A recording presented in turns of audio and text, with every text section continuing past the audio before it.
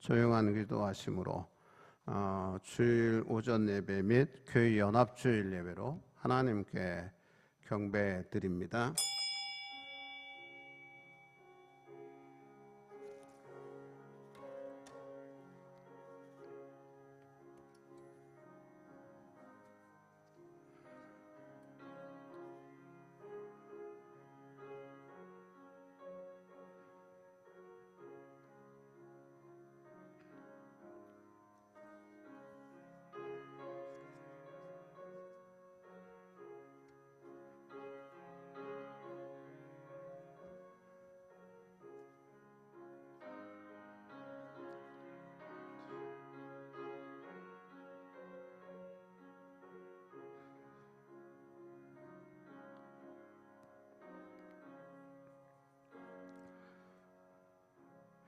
너희 산들아 숫 양들같이 뛰놀며 작은 산들아 어린 양들같이 뛰놀면 어찌함인가.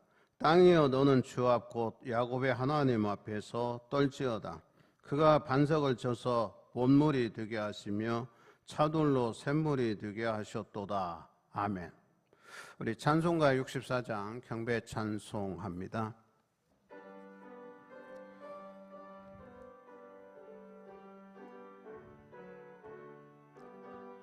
기뻐하며 경배하세 영광의 주 하나님.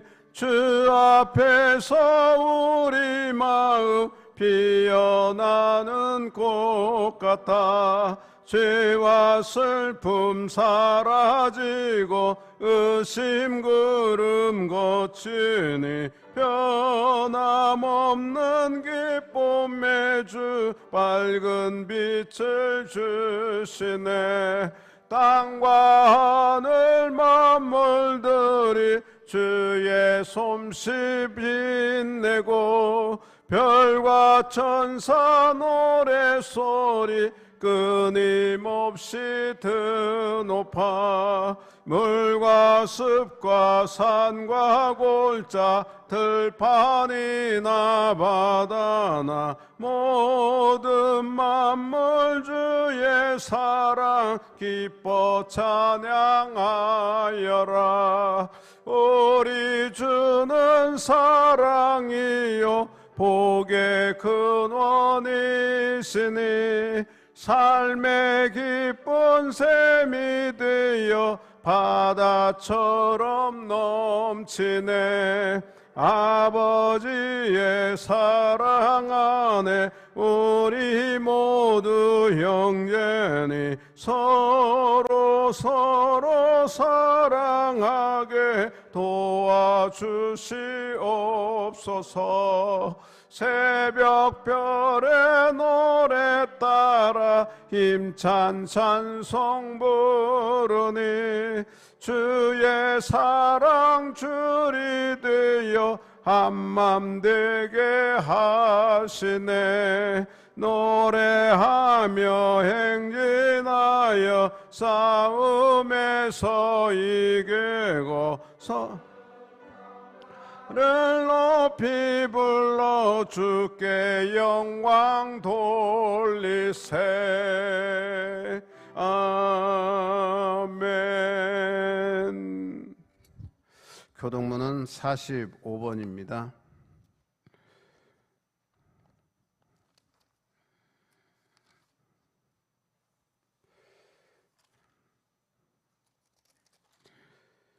내 영혼아 여호와를 송축하라.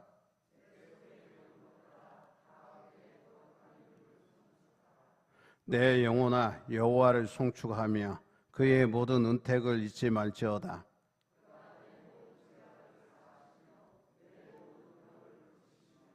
내 생명을 파멸해서 속량하시고 인자와 긍휼로 관을 씌우시며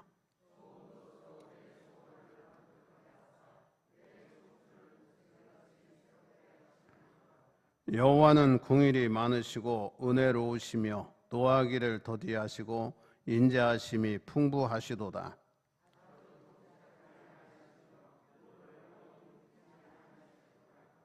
우리의 죄를 따라 우리를 처벌하시는 처벌하지는 아니하시며 우리의 죄악을 따라 우리에게 그대로 갚지는 아니하셨으니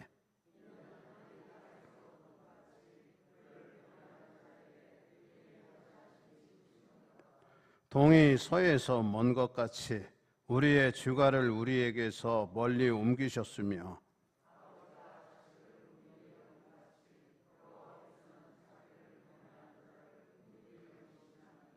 이는 그가 우리의 체질을 아시며 우리가 단지 먼지뿐임을 기억하심이로다. 아멘. 우리가 빛난 사도신경으로 신앙 고백합니다. 나는 전능하신 아버지 하나님 천지의 창조주를 믿습니다. 나는 그의 유일하신 아들 우리 주 예수 그리스도를 믿습니다.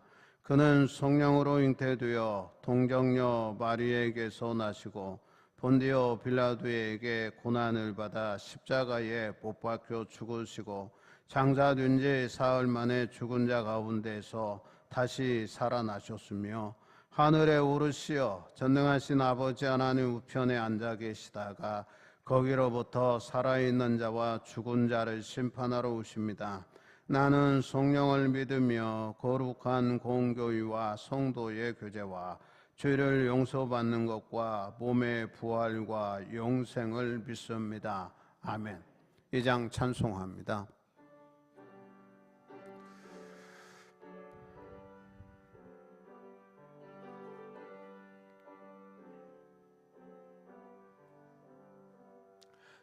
찬양 성부 성자 성령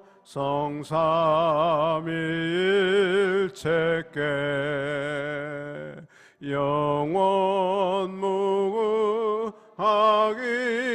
무궁하기까지 영광을 돌리세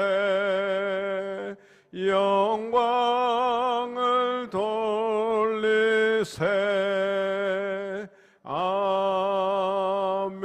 아멘. 앉아주시기 바랍니다.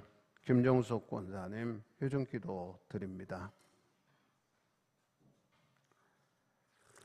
사랑의 하나님, 오늘도 복된 하루 내려주심을 감사합니다. 언제나 우리를 돌봐주시고 사랑과 희망이 넘치는 교회 되게 하시니 감사드립니다. 코로나로 인하여 우리가 살아가는데 많은 어려움이 있지만 예배의 소중함을 깨닫게 하시고 더욱더 경건에 힘쓰며 영적 부흥의 시간이 되게 하옵소서. 아멘. 오곡이 무르익어 추수할 수 있는 아름다운 계절을 주심에 감사합니다. 올여름은 유난히도 긴 장마와 태풍으로 어려움이 있었지만 잘 이겨내고 결실의 열매를 맺는 가을을 보며 우리 인생도 주의 나라를 기억하게 인도하시니 감사합니다. 풍성한 계절을 기대하면서 저희들의 신앙과 생활도 열매 맺는 생활이 되게 하옵소서. 아멘. 우리 죄로 인하여 자연까지도 고통당함을 용서하여 주시옵소서. 지금 몸이 힘든 성도님들 많이 계십니다. 몸이 허약한 모든 성도님들의 건강을 주님 지켜주시고 주여. 우리가 약할 때 강함 되시는 주님이 일으켜 세워주실 줄 믿습니다. 아멘. 주님, 하루속히 치유의 은혜를 주셔서 주의 전에서 예배 드림이 기쁨이 되는 그날이 하루속히 오도록 주님 회복시켜 주옵소서. 아멘.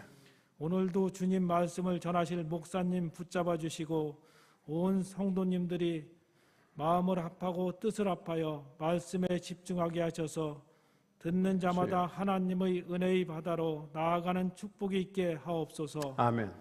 이 땅에는 폭우와 태풍이 휩쓸고 간 상흔이 곳곳에 남아있지만 자연은 언제나 회복되듯이 우리 가슴에 남은 상처들도 말씀 안에서 회복되는 은혜가 이 시간 있게 하옵소서. 아멘. 지금 이 시간 우리 예배를 받으시는 주님을 찬양하오며 우리를 사랑하시되 세상 끝날까지 사랑하시는 예수 그리스도 이름으로 기도드립니다. 아멘. 하늘에 계신 우리 아버지, 아버지의 이름을 거룩하게 하시며 아버지의 나라가 오게 하시며 아버지의 뜻이 하늘에서와 같이 땅에서도 이루어지게 하소서. 오늘 우리에게 일용할 양식을 주시고 우리가 우리에게 잘못한 사람을 용서하여 준 것 같이 우리 죄를 용서하여 주시고 우리를 시험에 빠지지 않게 하시고 악에서 구하소서. 나라와 권능과 영광이 영원히 아버지의 것입니다. 아멘.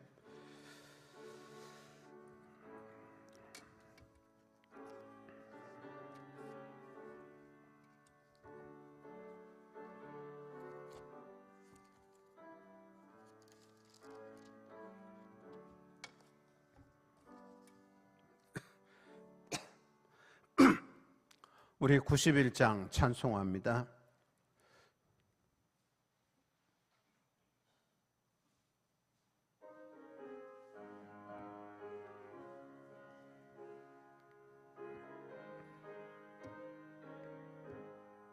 슬픈 마음 있는 사람 예수 이름 믿으며 영원토록 변함없는 기쁜 마음 얻으리. 예수의 이름은 세상의 소망이요 예수의 이름은 천국의 기쁨일세. 거룩하신 주의 이름 나의 방패 삼으라. 환난 시험 당할 때에 주께 기도드려라. 예수의 이름은 세상의 소망이요 예수의 이름은 천국의 기쁨일세. 존귀하신 주의 이름 우리 기쁨 되도다. 주의 품에 안길 때에 기뻐 찬송 부르리. 예수의 이름은 세상의 소망이요 예수의 이름은 천국의 기쁨일세. 우리 갈 길 다 간 후에 보좌 앞에 나아가 왕의 왕께 경배하며 멸류관을 드리리. 예수의 이름은 세상의 소망이요 예수의 이름은 천국의 기쁨일세. 우리 하나님 말씀 봅니다. 로마서 14장 1절에서 12절까지 봅니다.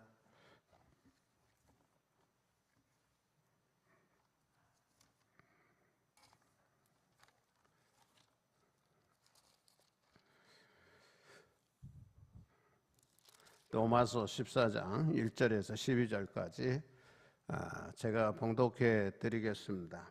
믿음이 연약한 자를 너희가 봤되 그의 의견을 비판하지 말라.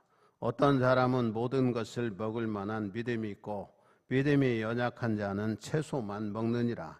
먹는 자는 먹지 않는 자를 없인 여기지 말고 먹지 않는 자는 먹는 자를 비판하지 말라. 이는 하나님이 그를 받으셨음이라. 남의 하인을 비판하는 너는 누구냐? 그가 서 있는 것이나 넘어지는 것이 자기 주인에게 있음에 그가 세움을 받으리니 이는 그를 세우시는 권능이 주께 있음이라. 어떤 사람은 이 날을 전날보다 낮게 여기고 어떤 사람은 모든 날을 같게 여기나니 각각 자기 마음으로 확정할지니라. 나를 중히 여기는 자도 주를 위하여 중히 여기고 먹는 자도 주를 위하여 먹으니 이는 하나님께 감사함이요 먹지 않는 자도 주를 위하여 먹지 아니하며 하나님께 감사하느니라. 우리 중에 누구든지 자기를 위하여 사는 자가 없고 자기를 위하여 죽는 자도 없도다. 우리가 살아도 주를 위하여 살고 죽어도 주를 위하여 죽나니 그러므로 사나 죽으나 우리가 주의 것이로다. 이를 위하여 그리스도께서 죽었다가 다시 살아나셨으니 곧 죽은 자와 산 자의 주가 되려 하심이라. 내가 어찌하여 내 형제를 비판하느냐? 어찌하여 내 형제를 업신여기느냐? 우리가 다 하나님의 심판대 앞에 서리라. 기록되었으되 주께서 이르시되 내가 살았노니 모든 무릎이 내게 꿇을 것이요 모든 혀가 하나님께 자백하리라 하였느니라. 이러므로 우리 각 사람이 자기 일을 하나님께 직고하리라. 아멘.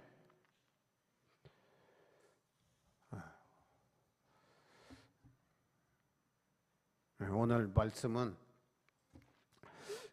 형제를 비판하지 말라 하는 말씀이 돼요. 10절에 보면 내가 어찌하여 내 형제를 비판하느냐? 어찌하여 내 형제를 업신여기느냐? 그랬어요. 여기는 형제는 같은 교인을, 신앙 공동체에 있는 교인을 가리키는 겁니다. 그래서 14장 1절에 보면 믿음이 연약한 자를 너희가 봤되 그의 의견을 비판하지 말라 그랬어요. 여기는 믿음이 연약한 자는 교회 안에서 믿음이 연약한 자의 초신자를 가리키는 게 아닙니다. 그래서 오늘은 교회 연합주일이에요. 이게 교회가 하나가 되어져야 된다 하는 주일이거든요. 그래서 오늘 말씀은 형제를 비판하지 말라 하는 말씀이 되겠습니다. 특별히 로마서 14장은 성도 개개인이에요. 개개인이 각자의 신앙 양심에 의해 판단되어 행해질 문제들에 관하여 말하는 거예요. 각자 신앙 양심에 따라서 해야 될 문제에 대해서 말씀하는 거예요. 성경에서 말하고 있지 않는 사항에 관해서는 각자의 신앙 양심이 허락하는 대로 행하라는 거예요. 그러나 결코 형제를 판단하지 말아라 그랬죠. 이게 믿음이 있는 자하고 믿음 없는 자하고는 다르다는 겁니다. 우리가 성경에 보면 율법은요, 모세에게 시내산에서 줬어요. 이게 종합하면 이게 십계명이에요. 그걸 또 합축하면 하나님 사랑, 이웃 사랑이에요. 형제를 사랑하는 거예요. 근데 이게 그 모세가 받은 율법은 613개입니다. 사실은 그 조문인데 이게 명령적 율법이 있고 그 다음에 금지적 명령이 있어요. 명령적 율법이라고 하는 것은 하라는 율법이에요. 그게 248가지예요.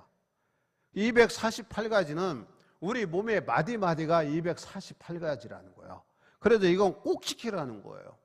그리고 금지적 율법은 365가지예요. 이건 1년의 날수와 같아. 매일매일 하나님이 하지 말라는 거 기억하라는 거예요.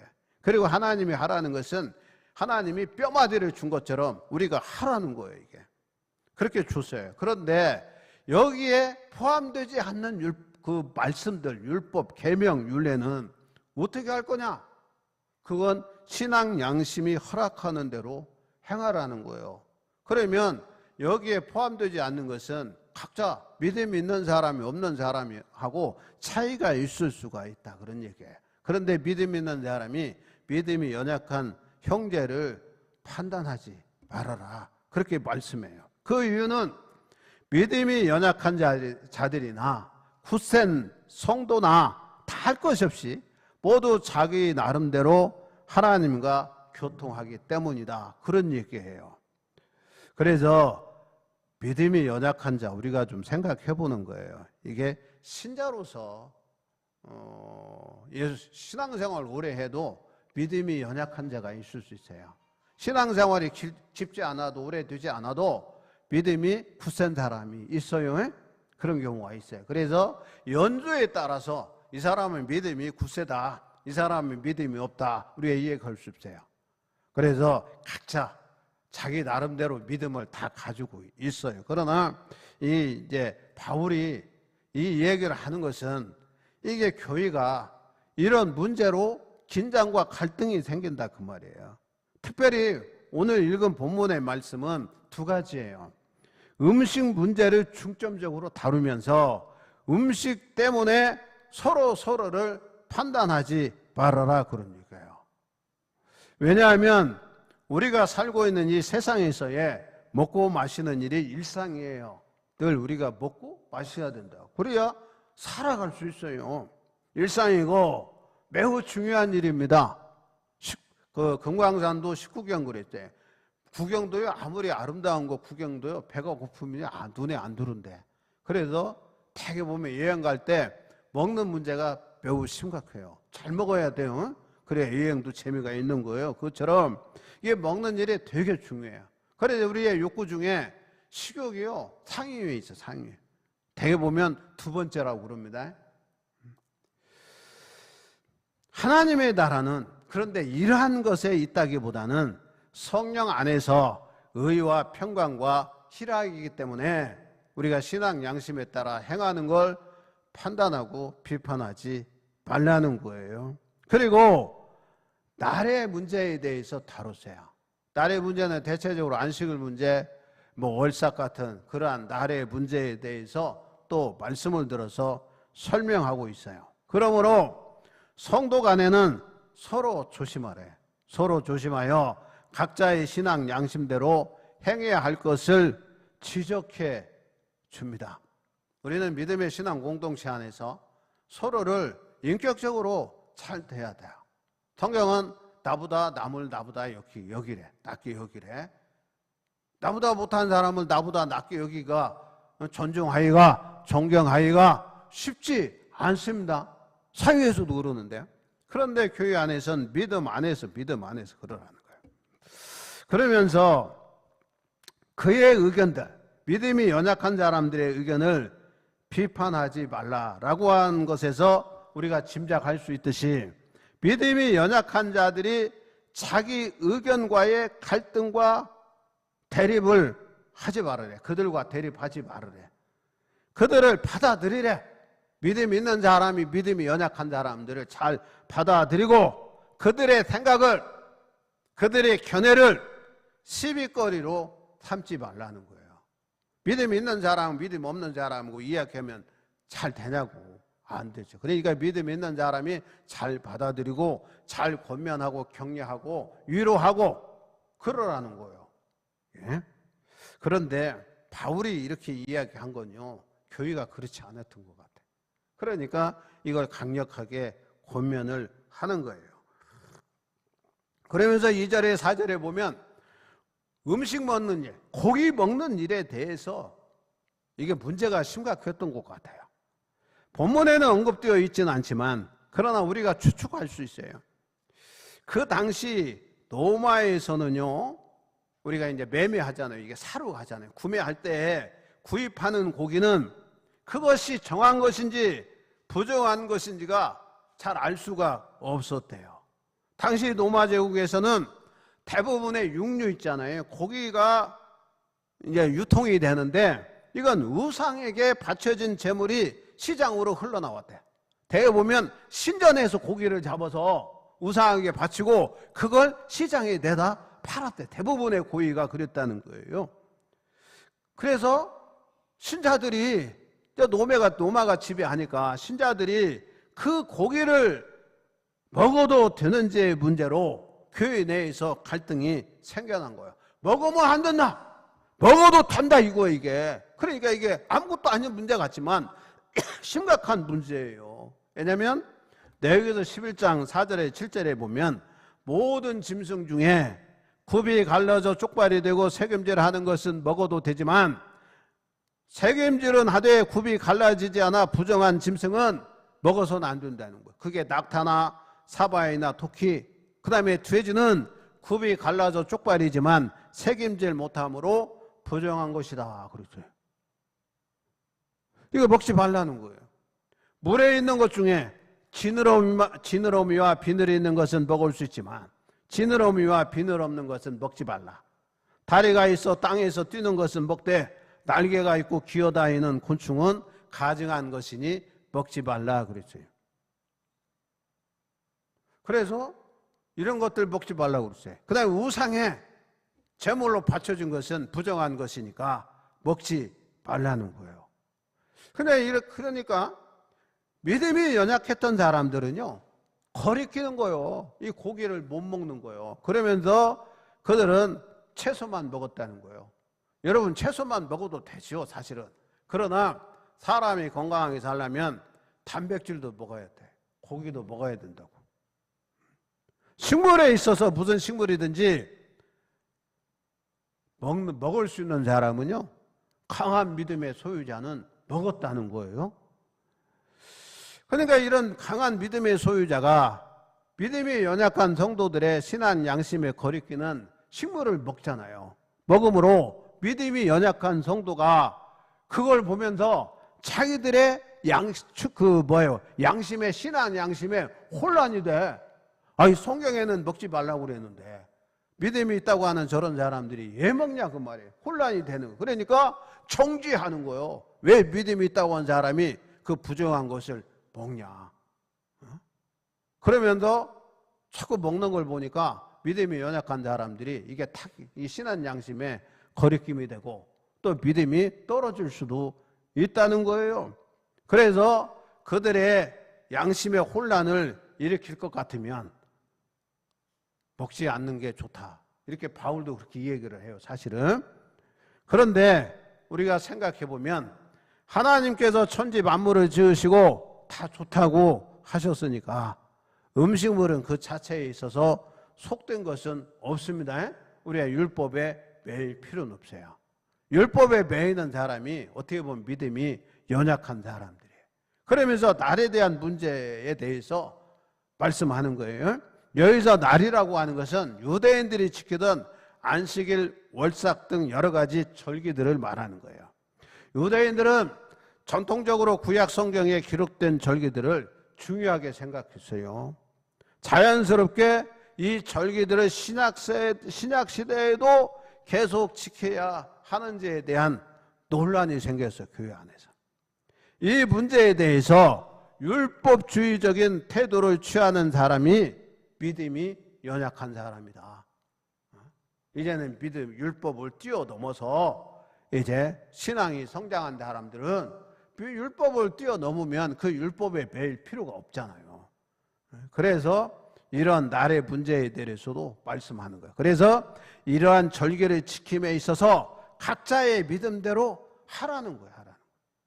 오늘날 교회가 월삭은 안 지킵니다, 사실. 우리 교회도 이제 한 달에 한 번씩 월삭 기도인 하긴 하는데 이게 근본적으로 월삭을 지키는 건 아니에요.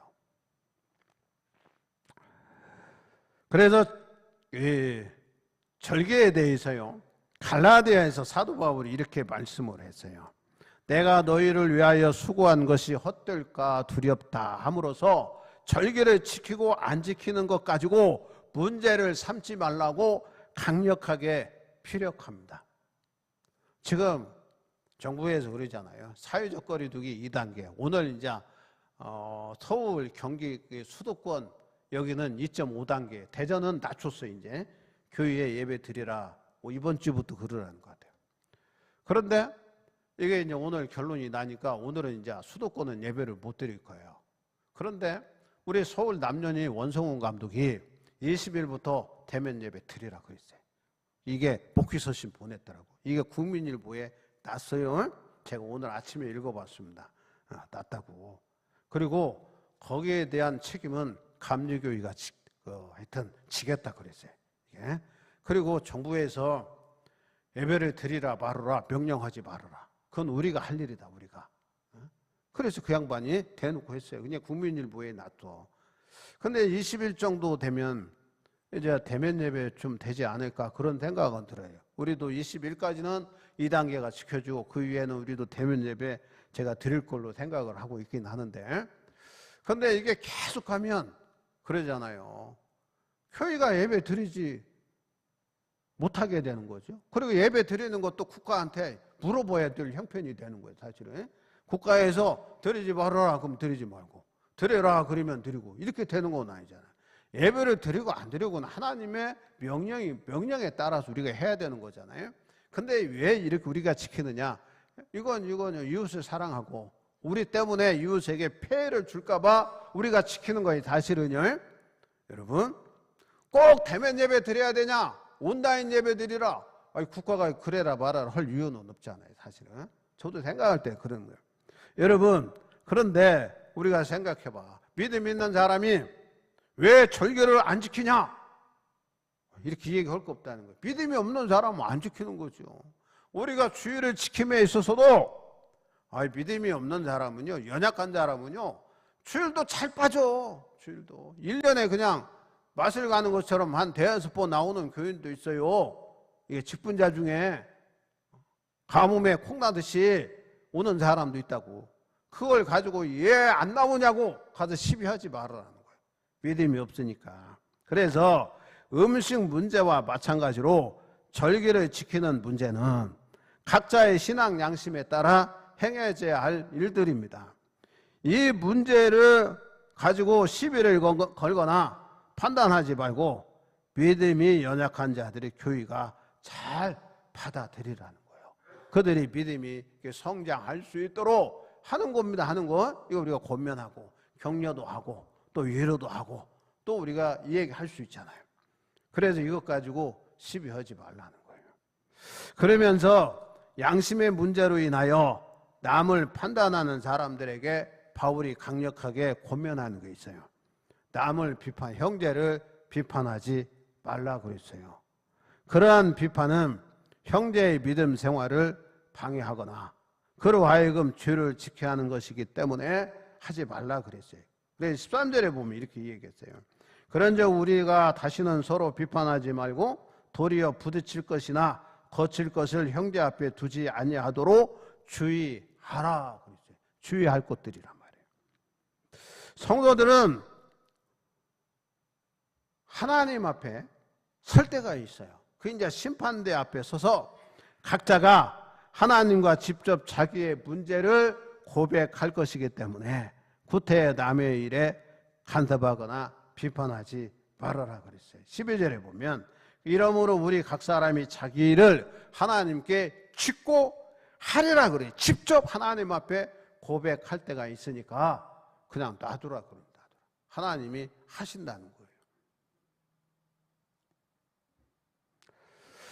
성도들은 어떠한 이유에서라도 믿음의 형제 자매를 비판해서는 안 됩니다. 비판하면 마음에 상처도 주고요. 어떤 경우는 그 사람으로 하여금 낙심케 할 수도 있는 거예요. 여러분의 신앙의 잣대로 채집하세요. 목사도요, 교인들 내 신앙 잣대로 안 잽니다. 저도 이제 판단하고 하지만 이 얘기는 직접적으로 안 해요. 모처럼 나오는 교인은 내가 되게 반가워해요. 사실은 얼마나 반가워요. 그런데 365일 52주 교회 나오는 사람은요, 진짜 더 반가워요. 여러분 그거 아셔야 됩니다. 더 반가워요. 말은 않지만 너무 고맙잖아요. 그런 사람은 신경 쓸 거 없어요. 알아서 다 해. 자기 스스로. 믿음이 있는 사람은요, 목사가 이래라 저래라 안 해도요, 다 해요. 근데 믿음이 약하고 믿음이 연약한 사람들이 문제예요. 그런데 그런 사람 대놓고 비판해버리면 상처받아요. 낙심해요. 그렇기 때문에 형제를 비판하지 말아라 그랬어요. 그래서 10절에 그래. 내가 어찌하여 내 형제를 비판하느냐? 어찌하여 내 형제를 업신여기느냐? 우리가 다 하나님 심판대 앞에 서게 된다. 서니까 그때 알아서 한다 그 말이에요. 그런데 마태복음 7장 1절에 5절에 보면 비판을 받지 아니하려거든 비판하지 말라. 너희가 비판하는 그 비판으로 너희가 비판을 받을 것이요 너희가 헤아리는 그 헤아림으로 너희가 헤아림을 받을 것이니라. 어찌하여 형제의 눈 속에 있는 티는 보고 내 눈 속에 있는 들보는 깨닫지 못하느냐? 보라, 내 눈 속에 들보가 있는데 어찌하여 형제에게 말하기를 나로 내 눈 속에 있는 티를 빼게 하라 하겠느냐? 의식하는 자요, 먼저 내 눈 속에서 들보를 빼하라. 그 후에야 밝히 보고 형제의 눈 속에서 티를 빼리라. 그렇게 말씀했어요. 여기 형제는요, 불신자 아니에요. 우리 믿음의 형제 장애를 가리키는 거예요. 성도가 서로 비판하지 말 것과 서로의 신앙 양심을 존중하라는 교훈으로 받아들여야 돼요. 지금 사회적 거리두기 2.0단계 우리 강원도는 해요. 그리고 그 안에서도요, 지금 지자체 단체장이 나름대로 판단해서 지금 집합 금지 명령을 내리기도 해요. 그런데 우리는 PC방, 노래방 문 안 닫았어요. 운천은요 바로 옆에 지면 닫았어요. 경기도는 전체적으로 다 닫으라고 그런 거야. 우리는 없잖아 지금. 그러니까 하는 거예요. 우리도 여기에 걸렸다. 그러면 문 닫아야 돼요. 그런 가운데 있어요. 제가 어제 약국에 좀 들렸어요. 그랬더니 약사가 나한테 그러더라고. 목사님, 올해는요 감기 환자가 하나도 없대요. 약국은 괜찮죠. 그랬더니 코로나 바이러스는 좀 걸려도요 환자가 하나도 없대. 소아과에요 환자가 없답니다. 아이들이 감기도 걸리고 이렇게 기관지도 아프고 그래야 되는데 마스크를 다 쓰니까 감기 환자가 사라졌대. 여러분, 야, 그래도 생각해 보면 감기도 무서운 질병인데 어떻게 보면 이게 우리 속에 깊숙이 들어와서 우리가 몰라서 그렇지, 이 코로나 때문에 하여튼 다른 질병은 안 걸립니다. 여러분, 병원들이요, 개인 병원들이요 소아과가 안 돼요. 이비인후과가 좀 손님이 없어요. 정형외과도 손님이 없어요. 다치는 사람이 없대. 집에만 있으니까. 여러분, 아이러니 하잖아요. 역효과만 있는 거 아니고 순기능도 아니에요. 역기능만 하는 게 아니라 순기능도 하는데, 문제는 이제 개인 사업자들이, 소상공인들이 사실은 어려워요. 사람들이 안 다니니까. 에? 그런 속에 있어요. 여러분, 이게 각자 이렇게 교회도 마찬가지. 이렇게 나와라 마라 할 것도 없어요.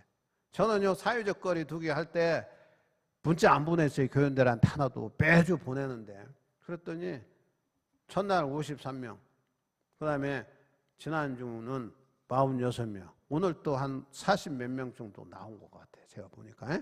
그래서 아이고 이거 가면 안 되지 하시는 나이 드신 우리 어르신들, 그 다음에 직장 다니는 우리 교인들 다 안 나오는 거예요. 애들 다 안 나오고요. 그래, 이 정도 돼요. 여러분, 그러면 우리가 그래요. 다른 사람 나왔는데 왜 당신 안 나와요? 권사님 안 나와? 얘 집사님 안 나와? 그럴 거 없어요. 믿음 믿는 사람, 그도 나는 나가야지 하는 사람 이렇게 나오면 되는 겁니다. 믿으시면 아멘. 나오면 되는 거예요. 또 안 나오는 거 어떻게 해요? 27일부터 이제 해제가 되면 다 나오라고 전화도 하고 제가 문자도 다 보낼 거예요. 그러면 한 100여 명 또 나오게 된단 말이에요.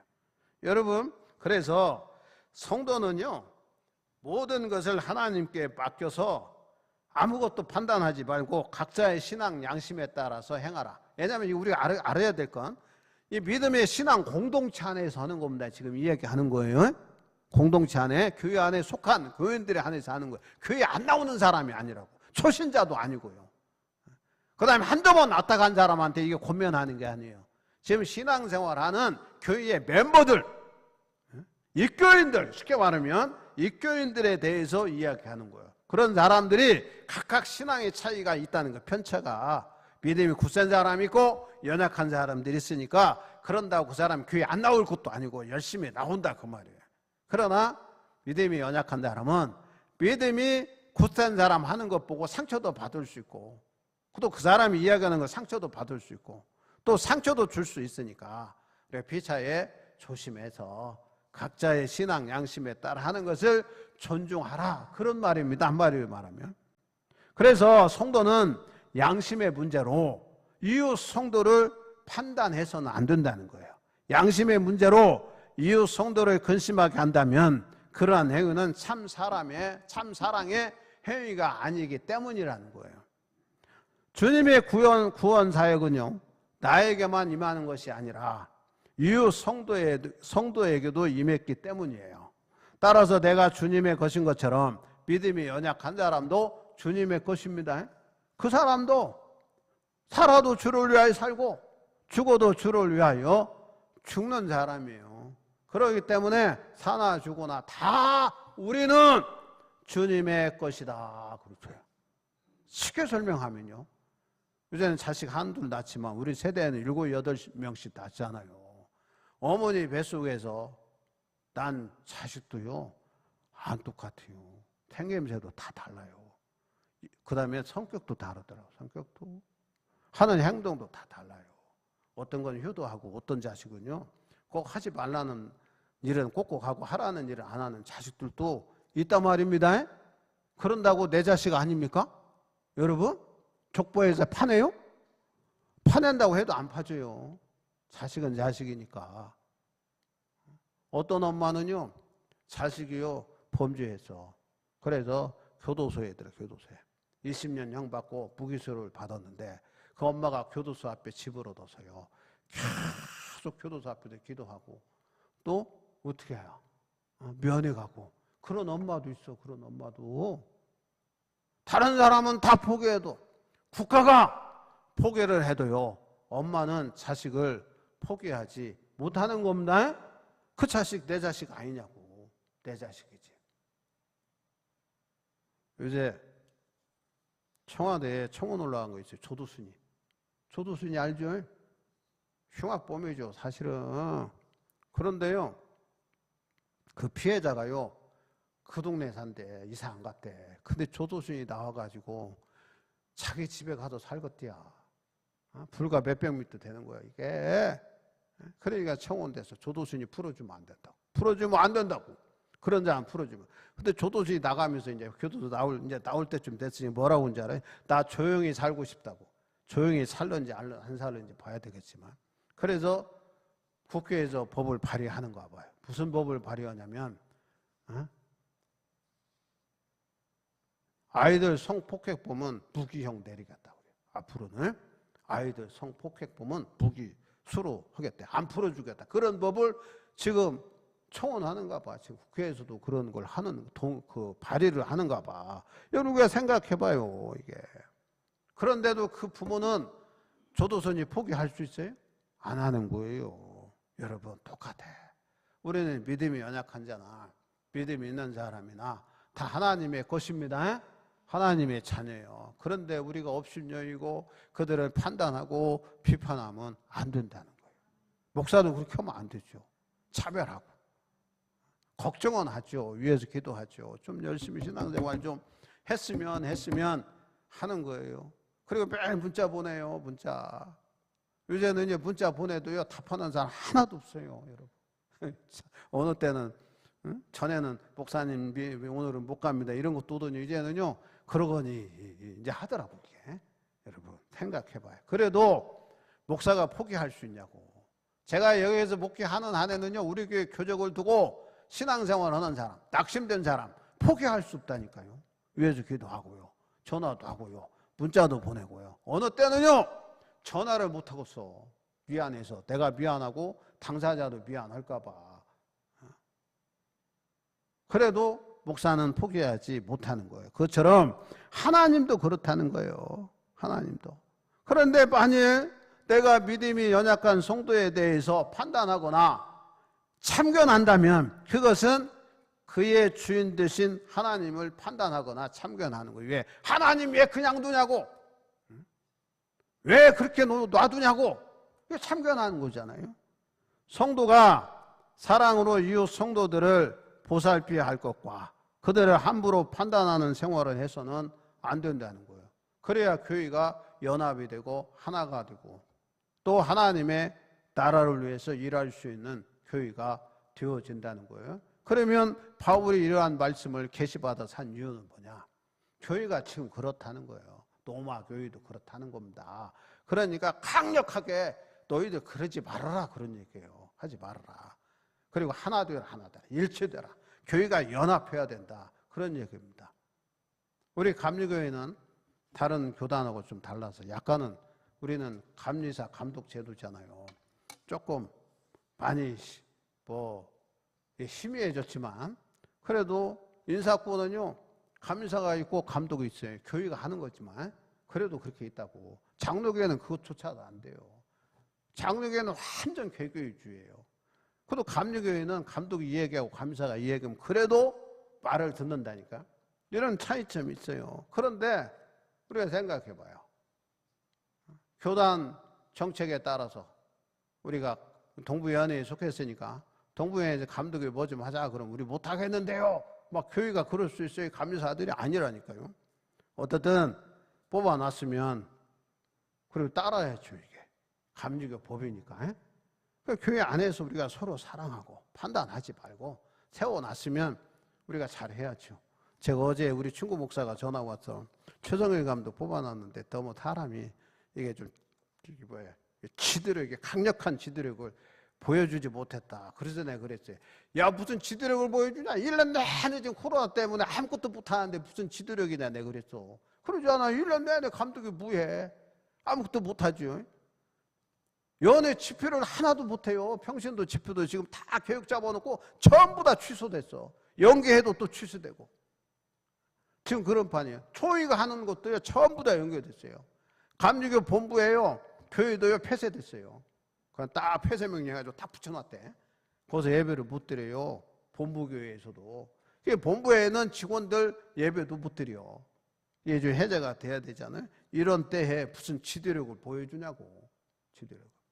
내가 그 얘기를 했어요. 근데 이게 코로나가, 코로나 끝나기 전에 그냥 어떻게 감도 끝나네. 그랬어요. 여러분, 우리가 생각해 보는 거예요. 잘하네, 못하네. 우리가 이해 걸 거 없이 우리가 서로 사랑하고, 또 위해서 기도하고, 또 교회도 믿음이 연약한 성도들 위해서 기도하고, 격려하고, 그들이 신앙생활 잘 할 수 있도록 이게 하는 게 우리 교회가 할 일입니다. 교회가. 여러분, 그런 성도들 되시기를 주의 이름으로 축원합니다. 기도드리겠습니다.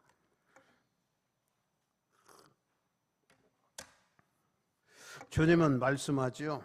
하나님을 사랑하고 우리 형제를 사랑하는 게 우리 기독교인이 해야 될 일들입니다. 성도가 사랑으로 믿음이 연약한 성도를 잘 보살피고 그들을 판단하는 생활을 하지 말아야 교회가 하나 되고 교회가 연합이 되어져서 주님이 맡겨진 사역을 잘 감당할 수 있습니다. 우리 교회는 믿음이 연약한 자나 믿음이 있는 굳센 사람이나 잘 연합이 되고 하나 되어 서로 사랑하고 권면하고 격려하고 위로하고 또 그런 가운데 아름다운 교회를 만들어 하나님 영광을 드러내게 하시고 그런 교회, 우리 교회 통해서 지역사회가 복음화 되어줄 수 있도록 성령님 역사에 주시옵소서. 예수 그리스도의 이름으로 기도하옵나이다. 아멘. 우리 찬송가 215장 하시면서 준비하신 대로 봉헌합니다.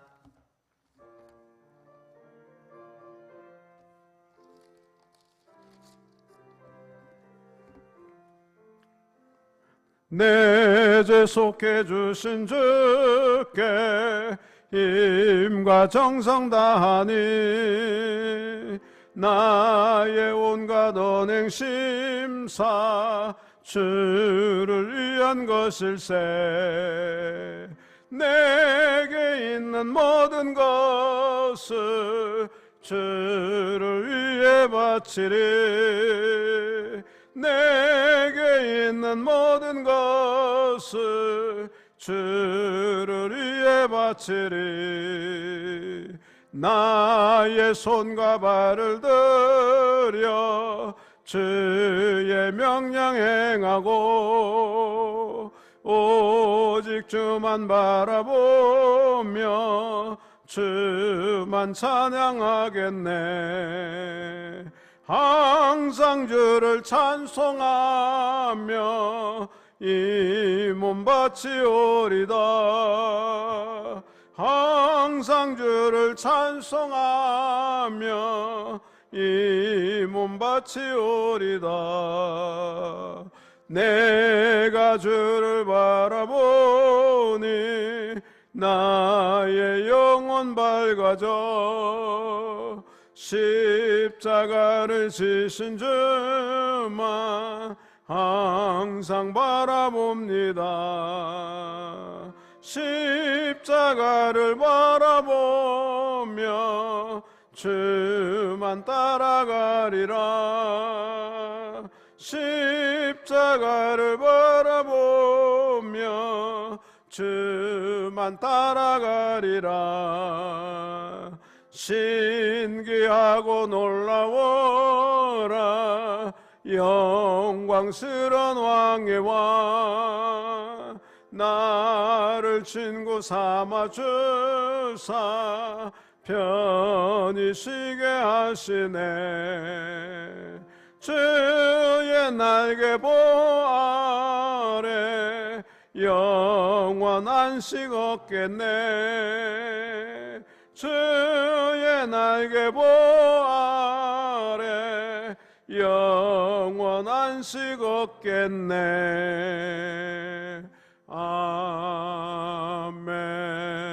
아멘. 기도드리겠습니다. 하나님 앞에 예배 헌금으로 주일헌금 드렸습니다. 의무금을 하나님 앞에 드렸습니다. 주님이 약속하신 대로 하늘의 아름다운 보고를 여셔서 복이 쌓을 곳이 없도록 하나님 채워주셔서 이 불경이 속에 불경이 당하지 않게 하시고 어떠한 환경 속에서도 자족한 삶 누려 살아갈 수 있도록 복의 복 허락하여 주시옵소서. 여러 가지로 감사히 감사한금 드립니다. 즐거운 마음으로 감사한금 드렸습니다.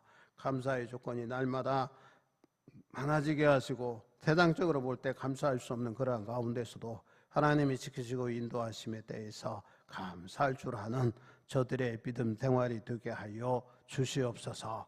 교육자 보건주일헌금 성경헌금 월사 특별헌금 1,000번째 헌금 드렸사오니 주님 받으시옵소서. 교육자를 사랑하고 교육자를 존중하고 또 그를 돌보는 교회가 되어지게 하심도 고맙습니다. 교회가 선교적 사명을 감당하게 하시고 이 일에 동참한 손길과 가정이 복되게 하여 주시고 특별히 소원 두고 드렸사오니 하는 생업이 복되게 하시고 하는 일터가 복있게 하시고 어려움 없게 하시고 고비하지 않게 하시고 넉넉한 삶 누려 살게 하시고 특별히 그들의 자녀손들이 복을 받되 영원히 복을 받게 하여 주시옵소서.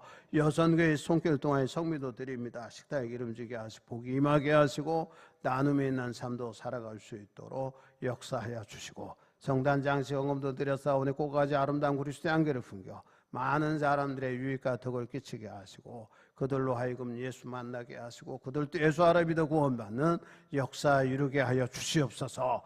드려진 물질이 사용되어질 때마다 하나님 영광을 받으시고 교회는 날로 부흥성장하게 해 주시옵소서. 예수 그리스도의 이름으로 축복하며 기도하옵나이다. 아멘. 고맙습니다.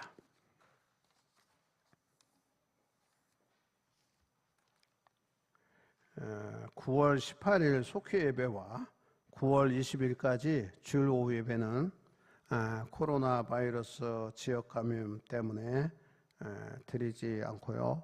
오늘 또 결정해서 국가에서는 정부에 또 발표한다니 거기에 따라서 우리도 이렇게 일정 조정하도록 그렇게 하겠습니다.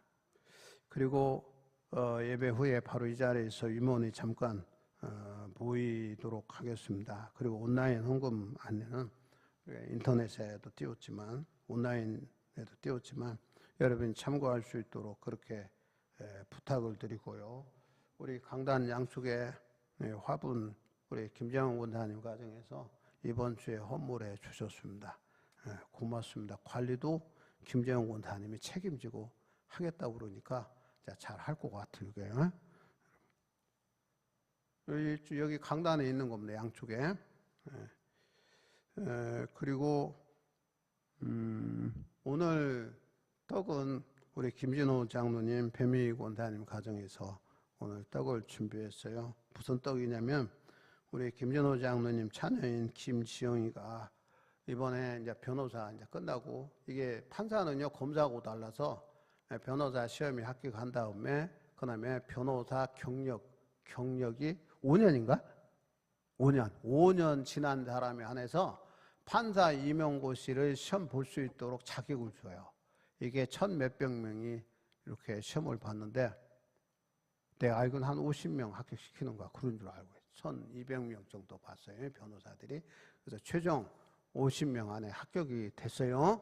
그제부로 연수는 이제 추석 지난 다음에 연수하고 이제 넉 달간 연수를 받는다는 것 같은데, 그럼 이제 판사 임용되면 이제 지방 법원에 가겠죠. 지금 이제 신임 판사들은 그렇게 될 텐데 가까운 의정부 지원에 올는지도 모르죠. 그래서 제가 현수막을 걸으려고 그랬더니 추석 후에나 걸어달라고 우리 지영 양이 그래서 추석 후에 우리 저 밖에다 걸으려고 그래요.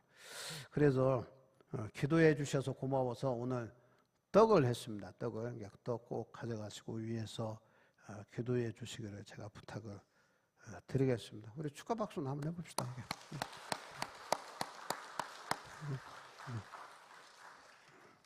하여튼 고맙습니다. 그냥 예배 끝나면 떡 하지 마시고 그냥 그 자리에 다 앉으세요. 이게 원로 되신 분도 그 자리에 앉으세요. 잠깐 한 1분이면 되니까 앉으시고 그렇게 나갈 수 있도록 그렇게 하겠습니다. 우리 찬송가 예?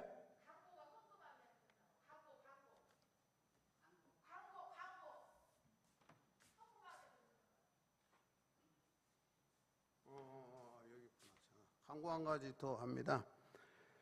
김장 새우젓 촌여성교회에서 판매합니다. 필요하신 분은 총여성교회 회장에게 주문해 주시기를 바라고, 올해는 새우 젓갈만 판매한대. 새우 젓갈 얼마죠? 한 통에?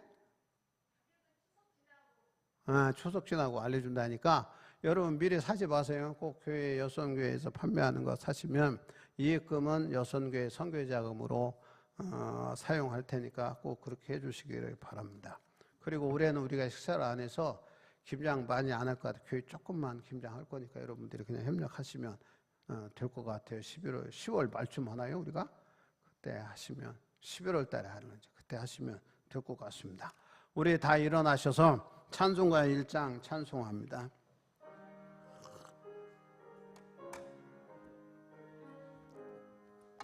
만복의 근원 하나님 온 백성 찬송 드리고 저 천사여 찬송하세 찬송 성부 성자 성령 아멘.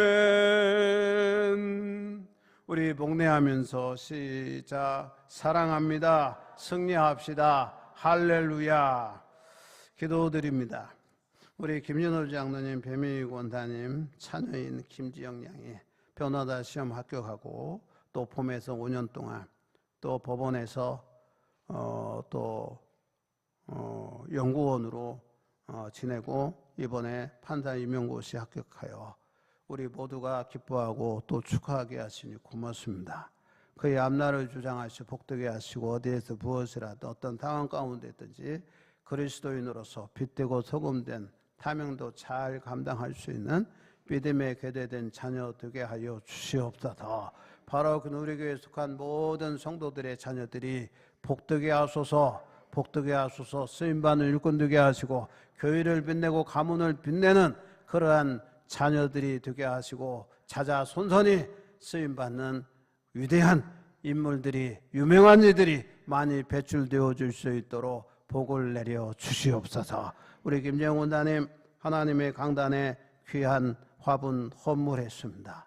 아버지 믿음으로 정성으로 주님 앞에 드려사오니 받으시고 흡양하여 주시옵소서. 더 나아 우리 모든 성도들이 주님을 사랑하게 하시고 하나님의 교회를 사랑하게 하시고 각자 맡겨진 자리에서 헌신과 봉사하게 하시니 고맙습니다. 각 행한 대로 보호하신 하나님, 저들에게 복을 허락하여 주셔서 무엇이라도 형통하게 하시고 강건케 하시고 아버지 그들의 생명이 길게 하시고 안전하고 우환 없게 하여 주시옵소서. 지금 우리를 죄악 가운데 수원해 주신 예수 그리스도의 한량없는 은혜와 하늘 아버지의 지극하신 사랑과 우리를 선 인도하시 복되게 하시는 성령 하나님의 대주교통하심이 사랑하는 이들 위에와 가정과 자녀손들과 하는 일터와 직장 위에 영원토록 함께 하시기를 간절히 축원하옵나이다. 아멘.